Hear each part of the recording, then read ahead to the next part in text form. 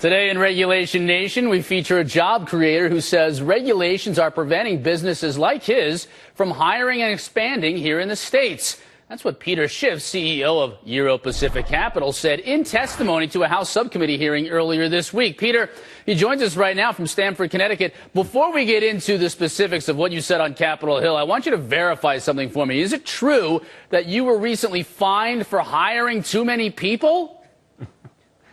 Actually, I was. And, you know, there are a lot of rules and regulations in the securities industry and the brokerage industry. And the net effect of that, of course, is that it's much more expensive to operate a small brokerage firm than it would be without all these rules and regulations. So it really hurts investors because you have a lot less of a competitive market. There are fewer brokerage firms out there, so you have less choice. And of course, brokers have to charge a lot more for fees and commissions than they would charge if they didn't have to recoup the tremendous cost of all the regulatory burden. But in my case, I mean, one of the many regulations that that is impeding my growth specifically is regulations that limit the number of brokers a firm can hire. You have to get permission from the regulators in order to expand your business by a certain number of employees. And basically back in 2008, I didn't realize that we had hired more people than we were permitted.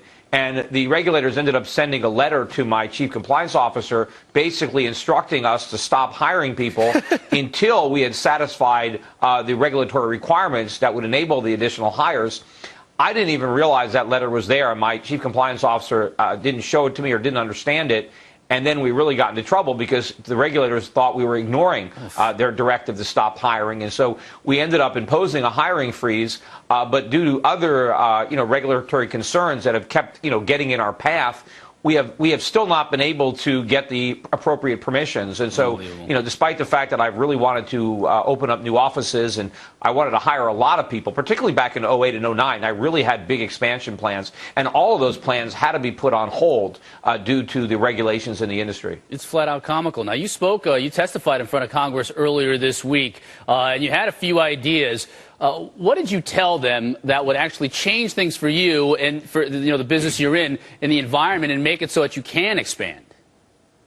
Well, it's just, for everybody, not just, I don't even think we should have security regulations here. I think that the free market would be a much better regulator of conduct of brokerage firms than these regulations are. I think the regulations, as I said, end up hurting investors, not helping them. But in general, what the government has done, the government has placed so many rules and regulations and burdens on employers in their zest to protect employees. What they've really done is protected them from getting jobs because the government has made it so expensive and so risky to hire people that most small businesses are doing everything they can to avoid hiring people. And you've got millions and millions of unemployed Americans because the government has simply made it too expensive for anybody to hire them. So the way you bring down unemployment is to reduce the cost of labor so that you have more demand for labor. And the easiest way that government can do that is to start repealing all these rules and regulations that punish employers for hiring people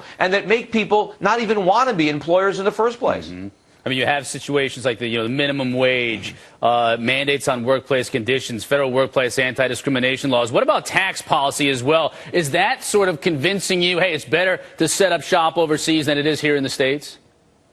Well, sure, taxes are another cost of doing business. Just like regulation. And if companies have lower tax rates abroad, then they're more inclined to generate profits abroad. But I believe that the majority of jobs that are being outsourced from this country are not outsourced because of taxes. Taxes is a consideration. But I think the driving consideration for a lot of businesses, particularly me, because I'm outsourcing now. I'm setting up shop in other countries and doing what I can to shift operations abroad and shift jobs abroad. And taxes is not the primary motivator.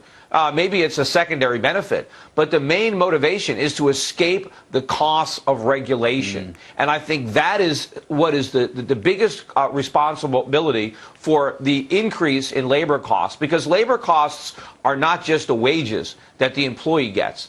It's all the other costs that the employer incurs because he's paying those wages.